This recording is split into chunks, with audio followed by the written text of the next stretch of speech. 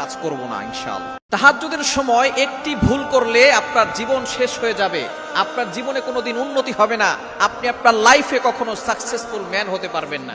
তাহাজ্জুদের সময় হচ্ছে খুবই গুরুত্বপূর্ণ সময়, রাতের শেষ অংশ, যেই সময় সকল মানুষগুলো ঘুমিয়ে থাকে। এই সময়টা আল্লাহ পাক রব্বুল আলামিন প্রথম আসমানে আসেন। এই সময়টা হচ্ছে দোয়ার সময়। এই সময় আপনি আল্লাহর কাছে চাইবেন, আল্লাহর কাছে দোয়া করবেন।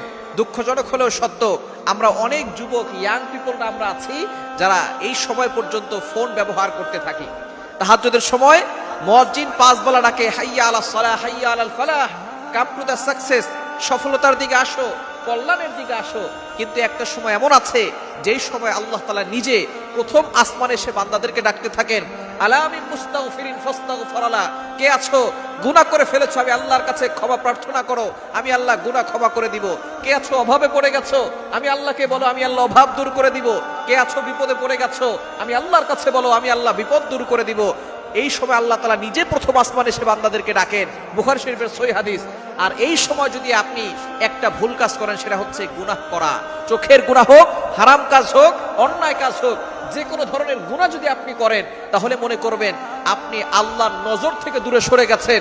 কারণ এই সময় আল্লাহ আসে বান্দাদেরকে ডাকার জন্য এবং সঠিক পথে নেওয়ার জন্য। আর বিশেষ করে ইয়াং পিপলরা রাতের বেলা গুনাহ করতে করতে, চোখের গুনাহ করতে করতে, চোখের ব্যভিচার করতে করতে রাত 3টা 4টা পর্যন্ত তারা মোবাইল দেখতে দেখতে তারা ঘুমায় না, এই গুনাহের কাজে তারা লিপ্ত থাকে। খবরদার, এই তাহাজ্জুদের সময় আপনি অন্যায় কাজ করবেন না, অশ্লীল কাজ করবেন না, অশ্লীল দৃশ্য দেখবেন না, কোনো হারাম কাজে জড়িত থাকবেন না। তাহলে কিন্তু আপনার জীবন শেষ হয়ে যাবে, দুনিয়াও শেষ হবে, আখিরাতও ধ্বংস হয়ে যাবে। সুতরাং বর্তমানে ঘরে ঘরে মোবাইল, প্রত্যেকের পকেটে পকেটে মোবাইল।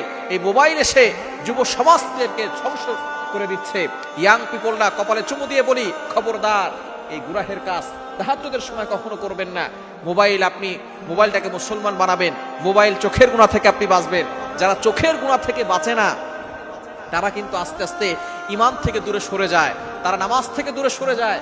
আস্তে আস্তে তাদের নামাজ ভালো লাগে না, কোরআন ভালো লাগে না।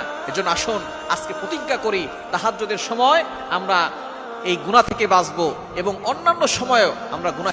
Please my YouTube channel subscribe.